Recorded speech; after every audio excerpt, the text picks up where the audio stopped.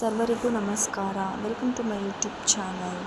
Please ಯಾರೆಲ್ಲ ನನ್ನ YouTube ಚಾನಲನ್ನು ಸಬ್ಸ್ಕ್ರೈಬ್ ಮಾಡಿಕೊಂಡಿಲ್ಲ, ಗುರು ರಾಘವೇಂದ್ರ ಸ್ವಾಮಿ ಅವರ ಪವಾಡಗಳ ಬಗ್ಗೆ ತಿಳಿದುಕೊಳ್ಳುವುದಕ್ಕಾಗಿ ನಮ್ಮ ಯೂಟ್ಯೂಬ್ ಚಾನಲನ್ನು ಸಬ್ಸ್ಕ್ರೈಬ್ ಮಾಡಿಕೊಳ್ಳಿ. ಈ ಹಿಂದಿನ ವಿಡಿಯೋದಲ್ಲಿ ನಾವು ಶ್ರೀ ಗುರು ರಾಘವೇಂದ್ರ ಸ್ವಾಮಿ ಅವರ ಚರಿತ್ರೆಯ ಬಗ್ಗೆ ನಾವು ತಿಳ್ಕೊಂಡಿದ್ವಿ. ಅಲ್ಲದೆ ಪೂರ್ವಾವತಾರಗಳು ಯಾವ್ಯಾವು ಅನ್ನೋದನ್ನು ತಿಳ್ಕೊಂಡಿದ್ವಿ. ಆದರೆ ಈ ವಿಡಿಯೋದಲ್ಲಿ ಆ ಒಂದೊಂದಾಗಿ ಪೂರ್ವಾವತಾರಗಳ ಬಗ್ಗೆ ಎಳೆಯಾಗಿ ಈ ವಿಡಿಯೋದಲ್ಲಿ ನಾವು ಇವತ್ತು ತಿಳಿತಾ ಹೋಗೋಣ. ಅದರಲ್ಲಿ ಮೊದಲನೇದಾಗಿ ಪ್ರಹ್ಲಾದರ ಬಗ್ಗೆ ಈ ವಿಡಿಯೋದಲ್ಲಿ ಕಂಪ್ಲೀಟ್ ಆದಂತಹ ಡೀಟೇಲ್ಸನ್ನು ನಾನು ನಿಮಗೆ ಹೇಳ್ತಾ ಹೋಗ್ತೀನಿ. ಪ್ರಹ್ಲಾದರ ಬಗ್ಗೆ ತಿಳಿದುಕೊಳ್ಳೋದಕ್ಕಾಗಿ ಈ ವಿಡಿಯೋನ ಕಂಪ್ಲೀಟಾಗಿ ನೋಡಿ ಅಂತ ಹೇಳ್ತೀನಿ. ಕೃತಾಯುಗದಲ್ಲಿ ಬ್ರಹ್ಮನ ಪುತ್ರರಾದ ಸನಕ, ಸನಂದನ, ಸನತ್ಕುಮಾರ ಮತ್ತು ಸನತ್ ಸುಜಾತರು ಒಮ್ಮೆ ವೈಕುಂಠಕ್ಕೆ ಪರಮಾತ್ಮನ ದರ್ಶನವನ್ನು ಮಾಡೋದಕ್ಕೆ ಹೋಗ್ತಾರೆ. ಆಗ ಅಲ್ಲಿದ್ದ ದ್ವಾರಪಾಲಕರು ಆದಂತಹ ಜಯ ವಿಜಯರು ಅವರು ಒಳಗಡೆ ಹೋಗೋದನ್ನು ತಡೀತಾರೆ. ಇದರಿಂದ ಕೋಪಗೊಂಡಂತಹ ಸನಕಾದಿ ಮುನಿಗಳು ಏನು ಮಾಡ್ತಾರೆ, ಈ ಜಯ ವಿಜಯರಿಗೆ ಶಾಪವನ್ನು ಕೊಡ್ತಾರೆ. ನೀವು ಭೂಲೋಕದಲ್ಲಿ ಹಿರಣ್ಯಕಶಿಪು ಮತ್ತು ಹಿರಣ್ಯಾಕ್ಷರಾಗಿ ಜನಿಸ್ರಿ ಅಂತ ಹೇಳಿಬಿಟ್ಟು ಶಾಪವನ್ನು ಕೊಡ್ತಾರೆ. ಅದರಂತೆಯೇ ಅವರು ಭೂಲೋಕದಲ್ಲಿ ಹಿರಣ್ಯಕಶಿಪು ಮತ್ತು ಹಿರಣ್ಯಾಕ್ಷಿಯಾಗಿ ಜನನವನ್ನು ಕೂಡ ತಾಳ್ತಾರೆ. ಅಲ್ಲದೆ ಶ್ರೀಹರಿ ಏನು ಮಾಡಿರ್ತಾರೆ, ಇವರು ಲೋಕಕಂಟಕರು, ಇವರನ್ನು ಸಂಹಾರವನ್ನು ಮಾಡ್ತೀನಿ ಅಂತ ಹೇಳಿ ದೇವ್ರ ಹತ್ರ ಪ್ರಾರ್ಥನೆಯನ್ನು ಮಾಡಿರ್ತಾರೆ. ಅಲ್ಲದೆ ಅದೇ ಟೈಮಲ್ಲಿ ಭೂದೇವಿಯನ್ನು ಈ ಹಿರಣ್ಯಾಕ್ಷ ಏನಿದಾರಲ್ವ ಅವರು ಅಪಹರಿಸ್ಕೊಂಡು ಹೋಗ್ತಾ ಇರುವಂತಹ ಟೈಮಲ್ಲಿ ಯಜ್ಞಾವರಾಹ ರೂಪವನ್ನು ತಾಳಿ ಅವರನ್ನು ಸಂಹಾರವನ್ನು ಮಾಡ್ತಾರೆ. ಅಲ್ಲದೆ ಈ ತಮ್ಮನ ಮರಣದಿಂದ ತೀವ್ರ ಕೋಪಗೊಂಡಂತಹ ಹಿರಣ್ಯಕಶಿಪು ಏನು ಮಾಡ್ತಾರೆ, ವಿಷ್ಣುವನ್ನು ಸಂಹರಿಸಬೇಕು ಅಂತ ಹೇಳಿ ಬ್ರಹ್ಮನನ್ನು ಕುರಿತು ಘೋರ ತಪಸ್ಸನ್ನು ಕೂಡ ಆಚರಣೆಯನ್ನು ಮಾಡ್ತಾರೆ. ಈ ಹಿರಣ್ಯಕಶಿಪಿನ ಉಗ್ರವಾದ ತಪಸ್ಸಿನಿಂದ ಪ್ರಸನ್ನರಾಗಿ ಬ್ರಹ್ಮದೇವರು ಪ್ರತ್ಯಕ್ಷರಾಗಿ ಕೇಳ್ತಾರೆ, ನಿನಗೇನು ಬೇಕು ಅಂತ ಹೇಳ್ಬಿಟ್ಟು. ಆಗ ಈ ಹಿರಣ್ಯಕಶಿಪು ಏನು ಹೇಳ್ತಾರೆ ಅಂತಂದರೆ, ಸುರನರರು, ಪಶು ಪಕ್ಷಿಗಳು, ಕ್ರಿಮಿಕೀಟಗಳು, ಯಾವುದೇ ಅಸ್ತ್ರ ಶಸ್ತ್ರಗಳು ಹಗಲು ರಾತ್ರಿಗಳಲ್ಲೂ ಮೇಲು ಕೆಳಗು ಮನೆಯ ಒಳಗೂ ಹೊರಗೂ ಹೀಗೆ ಬ್ರಹ್ಮದೇವರಿಂದ ಸೃಷ್ಟಿಯಾದ ಯಾವುದೇ ಜೀವರಾಶಿಗಳಿಂದಲೂ ಯಾವುದೇ ಸಮಯದಲ್ಲಿಯೂ ಯಾವುದೇ ಸ್ಥಳದಲ್ಲಿಯೂ ನನಗೆ ಮರಣ ಬರಬಾರದೆಂದು ವಿಚಿತ್ರವಾದಂತಹ ಒಂದು ವರವನ್ನು ಕೇಳ್ತಾರೆ. ಅಲ್ಲದೆ ಬ್ರಹ್ಮದೇವರು ಇದಕ್ಕೆ ಅಸ್ತು ಅಂತ ಕೂಡ ಹೇಳ್ತಾರೆ. ಅದೇ ಈ ವರವನ್ನು ಪಡ್ಕೊಂಡು ಆದಮೇಲೆ ಹಿರಣ್ಯಕಶಿಪು 3 ಲೋಕಗಳನ್ನು ಗೆದ್ದು ಮತ್ತಷ್ಟು ಲೋಕಕಂಟಕನಾಗಿ ರಾಜ್ಯವನ್ನು ಪಾಲನೆಯನ್ನು ಮಾಡ್ತಾ ಇರ್ತಾರೆ. ಇನ್ನು ಪ್ರಹ್ಲಾದರ ಜನ್ಮ ಹೇಗಾಯಿತು ಅಂತ ನಾವು ತಿಳಿಸೋದಾದರೆ, ಮೇಲೆ ತಿಳಿಸಿದ ಹಾಗೆ ಹಿರಣ್ಯಕಶಿಪು ತಪಸ್ಸಿಗೆ ಅಂತ ಹೇಳಿ ಹೋದಾಗ ದೇವೇಂದ್ರ ಏನು ಮಾಡ್ತಾರೆ, ಈ ಹಿರಣ್ಯಕಶಿಪುವಿನ ಪತ್ನಿಯಾದಂತಹ ಗರ್ಭವತಿಯಾದಂತಹ ಕಯಾದುವನ್ನು ಸೆರೆ ಹಿಡಿದ್ಬಿಟ್ಟು ಅವಳ ಗರ್ಭದಲ್ಲಿದ್ದಂತಹ ದೈತ್ಯ ಶಿಶುವನ್ನು ಸಾಯಿಸಬೇಕು ಅಂತ ಹೇಳಿಬಿಟ್ಟು ಅಮರಾವತಿಗೆ ಕರ್ಕೊಂಡು ಹೋಗ್ತಾ ಇರ್ತಾರೆ. ಈ ದಾರಿಯಲ್ಲಿ ದೇವರ್ಷಿನಾದರು ಅವ್ರನ್ನ ಭೇಟಿಯಾಗಿ ಕಯಾದು ಗರ್ಭದಲ್ಲಿರುವ ಶಿಶುವು ಕ್ರೂರಕರ್ಮಿ ಅಲ್ಲವೆಂದು, ಪರಮಾತ್ಮನ ಭಕ್ತನೆಂದು ಅವರಿಗೆ ಹೇಳಿ ಅವಳನ್ನು ಮತ್ತು ಆ ಶಿಶುವನ್ನು ಸಂಹರಿಸಲೇಬಾರ್ದು ಅಂತ ಹೇಳಿ ಆಕೆಯನ್ನು ತಮ್ಮ ಆಶ್ರಮಕ್ಕೆ ಕರ್ಕೊಂಡು ಹೋಗ್ತಾರೆ ಹಾಗೂ ಆಕೆಯ ಗರ್ಭವನ್ನು ಕೂಡ ರಕ್ಷಿಸ್ತಾರೆ. ಕಯಾದುವಿಗೆ ಹಾಗೂ ಗರ್ಭಸ್ಥ ಶಿಶುವಿಗೆ ಪರಮಾತ್ಮನ ಗುಣಮಹಿಮೆಗಳನ್ನು ಹಾಗೂ ಪರಮಾತ್ಮನಲ್ಲಿ ಮಾಡಬೇಕಾದ ಭಕ್ತಿಯನ್ನು ಕುರಿತು ಉಪದೇಶವನ್ನು ಕೂಡ ಅವರು ಮಾಡ್ತಾರೆ. ನಂತರ ನಾರದರ ಉಪದೇಶದಿಂದ ಗರ್ಭಸ್ಥ ಶಿಶುವು ಪರಮಾತ್ಮನ ಭಕ್ತನಾಗಿ ಕೂಡ ಜನಿಸುತ್ತೆ. ಹಿರಣ್ಯಕಶಿಪುವು ಬ್ರಹ್ಮನನ್ನು ಕುರಿತು 10,000 ವರ್ಷ ತಪಸ್ಸನ್ನು ಕೂಡ ಮಾಡ್ತಾರೆ. ಈ ತಪಸ್ಸಿನಿಂದ ಮರಳಿದಾಗ ಪ್ರಹ್ಲಾದನಿಗೆ 5 ವರ್ಷ ಆಗಿರುತ್ತೆ. ಇದು ಹೇಗೆ ಸಾಧ್ಯ ಎಂಬ ಪ್ರಶ್ನೆ ಸಾಮಾನ್ಯವಾಗಿ ಎಲ್ಲರಲ್ಲೂ ಕೂಡ ಉದ್ಭವಿಸುತ್ತೆ. ನನಗೂ ಕೂಡ ಉದ್ಭವಿಸಿತ್ತು. ಅದಕ್ಕೆ ಕಾರಣ ಏನು ಅಂತ ಹೇಳಿದರೆ, ಕಯಾದು ನಾರದರಿಂದ 2 ವರವನ್ನು ಕೇಳಿ ಪಡ್ಕೊಂಡಿರ್ತಾರೆ. ಅಂದರೆ ಹಿರಣ್ಯಕಶಿಪುವಿನ ಹೆಂಡತಿ ಕಯಾದು ನಾರದರಿಂದ 2 ವರವನ್ನು ಕೇಳಿ ಪಡ್ಕೊಂಡಿರ್ತಾರೆ. ಅದರಲ್ಲಿ ಮೊದಲನೇದೇನಪ್ಪ ಅಂತಂದರೆ, ತನ್ನ ಗರ್ಭ ಸುರಕ್ಷಿತವಾಗಿರಬೇಕು, ಅದನ್ನು ಯಾರೂ ಕೂಡ ನಾಶಪಡಿಸಬಾರ್ದು ಅಂತ 1ನೇ ವರ ಕೇಳಿದರೆ, 2ನೇದು ತನಗೆ ಇಚ್ಛೆ ಬಂದಾಗ ಮಗುವನ್ನು ಹೆರಬೇಕು ಅಂತ ಹೇಳಿಬಿಟ್ಟು 2ನೇ ವರವನ್ನು ಕೂಡ ಪಡಿತಾಳೆ. ಅಲ್ಲದೆ ಈ ಮಗು ಎಲ್ಲರಿಗೂ ಕೂಡ ಸಂತೋಷವನ್ನು ಉಂಟು ಮಾಡಿತ್ತು ಅಂತ ಹೇಳಿಬಿಟ್ಟು ನಾರದರು ಏನು ಮಾಡ್ತಾರೆ, ಅವರಿಗೆ ಪ್ರಹ್ಲಾದ ಅಂತ ಹೇಳಿ ಹೆಸರಿಡ್ತಾರೆ. ಅದೇ ಸಮಯದಲ್ಲಿ ಬ್ರಹ್ಮದೇವರಿಂದ ವರ ಪಡೆದಂತಹ ಹಿರಣ್ಯಕಶಿಪು ಏನು ಮಾಡ್ತಾರೆ, ತಪಸ್ಸಿನಿಂದ ಮರಳಿ ಹೆಂಡತಿ ಮತ್ತು ಮಕ್ಕಳನ್ನು ಈ ನಾರದರ ಆಶ್ರಮ ಏನಿರುತ್ತಲ್ವ ಅಲ್ಲಿಂದ ಕರ್ಕೊಂಡು ಹೋಗ್ಬಿಟ್ಟು ರಾಜ್ಯಭಾರವನ್ನು ಮಾಡ್ತಾ ಇರ್ತಾರೆ. ಹೀಗೆ ರಾಜ್ಯಭಾರವನ್ನು ಮಾಡ್ತಿದ್ದಂತಹ ಸಂದರ್ಭದಲ್ಲಿ ಈ ಪ್ರಹ್ಲಾದ ಏನಿರ್ತಾರಲ್ವ, ಅವರು ಬಾಲ್ಯದಲ್ಲಿ ಅವರಿಗೆ ದೇವರ ಧ್ಯಾನವೇ ಒಂದು ಮುಖ್ಯವಾದಂತಹ ಕಾರ್ಯ ಆಗೋಗುತ್ತೆ. ಈ ಮಗುವಿನ ಆಟ ಪಾಠಗಳಲ್ಲಿ ಎಲ್ಲದರಲ್ಲೂ ಕೂಡ ಹರಿಭಕ್ತಿ ಭಾವ ಎಲ್ಲ ಕಾಣುತ್ತೆ. ಮೊದಲೇ ಹರಿಯ ದ್ವೇಷದಿಂದ ಇದ್ದಂತಹ ಈ ದೈತ್ಯ ಹಿರಣ್ಯಕಶಿಪುವಿಗೆ ಇದು ತುಂಬ ವೇದನೆಯನ್ನು ಕೂಡ ಉಂಟು ಮಾಡ್ತಾ ಹೋಗುತ್ತೆ.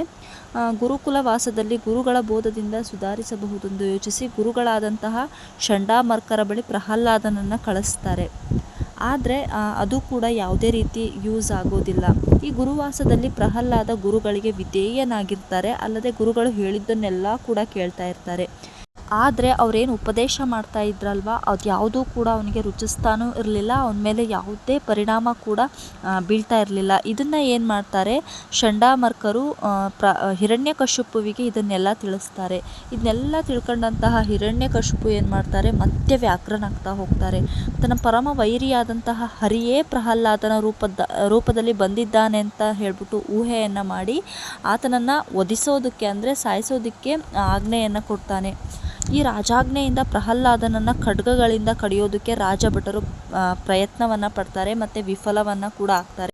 ಇನ್ನು ಎರಡನೇದಾಗಿ ಪರ್ವತದ ತುದಿಯಿಂದ ಕೆಳಗೆ ದೂಡೋದಕ್ಕೆ ನೋಡ್ತಾರೆ, ಅದು ಕೂಡ ವಿಫಲ ಆಗುತ್ತೆ.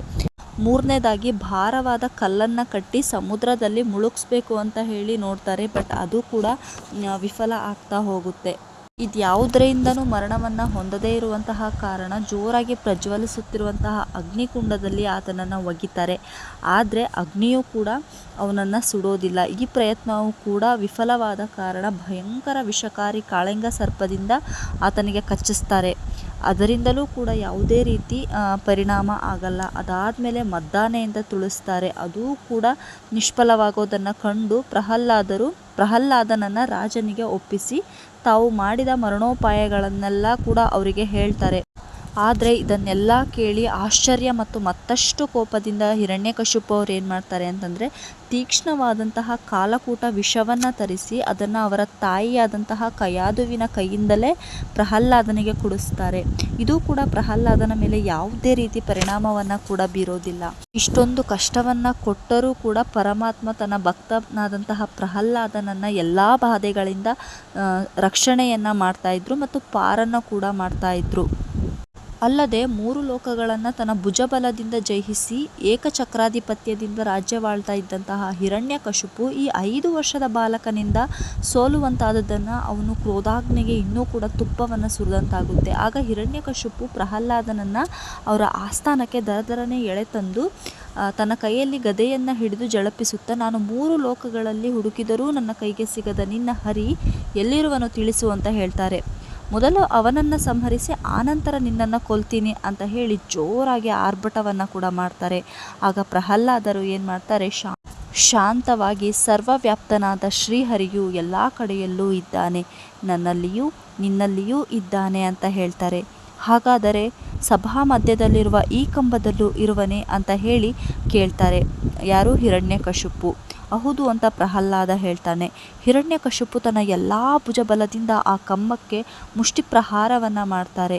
ಅದಕ್ಕೆ ಶ್ರೀಹರಿ ಏನು ಮಾಡ್ತಾರೆ, ಪ್ರಹ್ಲಾದ ಹೇಳಿದಂತಹ ಮಾತನ್ನು ಸತ್ಯ ಮಾಡೋದಕ್ಕೆ ಮತ್ತು ನಾನು ಎಲ್ಲ ಚರಾಚರ ವಸ್ತುಗಳಲ್ಲಿಯೂ ಇದ್ದೀನಿ ಅಂತ ಹೇಳಿ ದೃಢೀಕರಿಸೋದಕ್ಕೆ ಅಲ್ಲೇ ಇರುವಂತಹ ಆ ಕಂಬದಿಂದ ನರಸಿಂಹ ರೂಪದಲ್ಲಿ ಕಂಬಗಳಿಂದ ಬರೋದಕ್ಕೆ ನಿರ್ಧಾರವನ್ನು ಕೂಡ ಮಾಡ್ತಾರೆ. ಅದರಂತೆಯೇ ಆ ಕಂಬವನ್ನು ಸೀಳಿ ಚಟಪಟ ಅಂತ ಸಪ್ಪಳದಿಂದ ಸಿಂಹ ಗರ್ಜನೆಯಿಂದ ಹೊರಗಡೆ ಕೂಡ ಬರ್ತಾರೆ. ಇದನ್ನು ನೋಡಿ ಎಲ್ಲರೂ ಕೂಡ ತಲ್ಲಣಗೊಳ್ತಾರೆ ಮತ್ತು ಎದೆಯನ್ನು ನಡುಗಿಸಿ ಕಣ್ಣುಗಳನ್ನು ಮುಚ್ಕೊಳ್ತಾರೆ ಕೂಡ.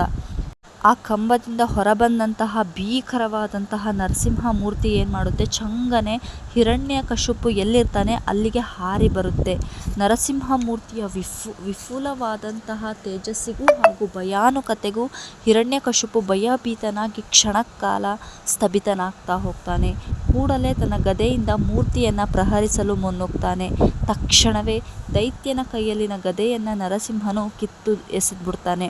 ವಜ್ರ ಮುಷ್ಟಿಯಿಂದ ಆತನನ್ನು ಹಿಡಿತಾನೆ. ಮಹಾದ್ವಾರದ ಹೊಸ್ತಿಲ ಮೇಲೆ ವಿರಾಜಮಾನವಾಗಿ ತೊಡೆಯ ಮೇಲೆ ಹಿರಣ್ಯಕಶಿಪುವನ್ನು ಕೆಡಹಿಕೊಡ್ತಾನೆ. ಆಗ ಸಂಧ್ಯಾಕಾಲವಾದದ್ದರಿಂದ ಬ್ರಹ್ಮನು ಕೊಟ್ಟ ವರಗಳಿಗೆ ಚ್ಯುತಿ ಬರದಂತೆ ಹಿರಣ್ಯಕಶಿಪುವನ್ನು ಸಂಹರಿಸುವ ಕಾಲಪ್ರಾಪ್ರತೆಯಿಂದ ತನ್ನ ತೀಕ್ಷ್ಣವಾದ ವಜ್ರದಂತಿರುವ ನಖಗಳಿಂದ ದೈತ್ಯನ ಹೃದಯವನ್ನು ಛೇದಿಸ್ತಾನೆ. ಎದೆಯಿಂದ ಚಿಮ್ಮುವ ರಕ್ತದಿಂದ ಓಕಳಿ ಕೂಡ ಆಡ್ತಾರೆ. ಹೊಟ್ಟೆಯೊಳಗಿನ ಕರುಳುಗಳನ್ನು ಹೊರಗೆಳೆದು ಭಯಾನಕ ರೀತಿಯಿಂದ ವಧಿಸ್ತಾರೆ. ನರಸಿಂಹಮೂರ್ತಿಯು ಆವಿರ್ಭವಿಸಿದಾಗ ಆದ ಅದ್ಭುತ ಗರ್ಜನೆಯನ್ನು ಕೇಳಿ ದಿವಿಜ ಸಮೂಹವು ದೈತ್ಯವಧೆಯನ್ನು ನೋಡಲು ಬರುತ್ತೆ. ದೇವರ ರೌದ್ರ ಸ್ವರೂಪವನ್ನು ಕಂಡು ಭಯಭೀತರಾಗಿ ಕೈಮುಗಿತಾರೆ. ಅಲ್ಲದೆ ಈ ನರಸಿಂಹನ ಕೋಪವನ್ನು ಕಡಿಮೆ ಮಾಡೋದಕ್ಕೆ ಲಕ್ಷ್ಮೀದೇವಿಯನ್ನು ಕಳಿಸೋದಕ್ಕೆ ನೋಡ್ತಾರೆ. ಆದರೆ ಲಕ್ಷ್ಮೀದೇವಿಯು ಕೂಡ ಈ ಒಂದು ಕೋಪವನ್ನು ಶಮನಗೊಳಿಸೋದಕ್ಕೆ ಆಗಲ್ಲ ಅಂತ ಹೇಳಿ ಹೆದರಿ ಪ್ರಹ್ಲಾದನ ಪ್ರಾರ್ಥನೆಯಿಂದ ಇದು ಸಾಧ್ಯ ಆಗುತ್ತೆ ಅಂತ ಹೇಳಿ ಕೂಡಲೇ ಪ್ರಹ್ಲಾದನು ಪರಮಾತ್ಮನನ್ನು ಕುರಿತು ಭಕ್ತಿಯಿಂದ ಪ್ರಾರ್ಥನೆಯನ್ನು ಮಾಡ್ತಾರೆ. ಹೀಗೆ ಪ್ರಹ್ಲಾದನು ಪ್ರಾರ್ಥಿಸಲು ಸ್ವಾಮಿಯು ಶಾಂತರಾಗ್ತಾರೆ. ಅದಾದ ನಂತರ ಪ್ರಹ್ಲಾದನಿಗೆ ದೈತ್ಯ ರಾಜ್ಯವನ್ನು ಪಾಲಿಸು ಮತ್ತು ಈ ನರಸಿಂಹ ಮಂತ್ರವನ್ನು ಜಪಿಸಿ ಧ್ಯಾನದಲ್ಲಿ ಮಗ್ನನಾಗುವಂತೆ ಈ ಒಂದು ನರಸಿಂಹ ಸ್ವಾಮಿ ಹೇಳ್ತಾರೆ. ಬ್ರಹ್ಮಾದಿ ದೇವತೆಗಳು ಪರಮಾತ್ಮನ ಆದೇಶಾನುಸಾರ ಪ್ರಹ್ಲಾದನಿಗೆ ದೈತ್ಯ ಸಾಮ್ರಾಜ್ಯದ ಸಿಂಹಾಸನದ ಮೇಲೆ ಕುಳ್ಳಿರಿಸಿ ರಾಜ್ಯಾಭಿಷೇಕವನ್ನು ಮಾಡಿ ಅನುಗ್ರಹಿಸ್ತಾರೆ. ಪ್ರಹ್ಲಾದ ರಾಜನು ತನ್ನ ನಿಷ್ಕಾಮ ಭಕ್ತಿಯಿಂದ ಪರಮಾತ್ಮನನ್ನು ಒಲಿಸಿಕೊಂಡು ಪುಣ್ಯಕ್ಕೆ ಭಾಜನನಾಗ್ತಾರೆ. ಹೀಗೆ ಪ್ರಹ್ಲಾದನ ಚರಿತ್ರೆಯನ್ನು ಭಗವಾನ್ ವೇದವ್ಯಾಸರು ಭಾಗವತದ ಸಪ್ತಮ ಸ್ಕಂದದಲ್ಲಿ ವಿಸ್ತಾರವಾಗಿ ಹೇಳಿದ್ದನ್ನು ಇಲ್ಲಿ ಸಂಕ್ಷಿಪ್ತವಾಗಿ ನಾನು ನಿಮಗೆ ಹೇಳಿದ್ದಾನೆ.